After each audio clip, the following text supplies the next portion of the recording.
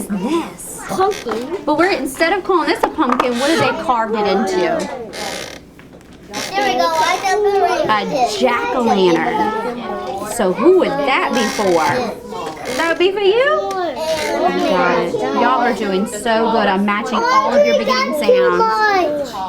It's okay. She's going to have to divvy them up. So when you have that many, you might have to divide it in between your friends. And we are going to ring our bell because y'all are doing so good. Let me check on my other two groups. So my tree people are doing such a good job. I see that name. I see Breely right there. Not yet, Audrey. Smallest to biggest. We're measuring. How's my puzzle people coming? These are some tricky puzzles, but if you notice, they all come from trees or have something that is living in a tree. Which one would go next? And you have what kind of tree in that picture? It's a medium size. An apple tree.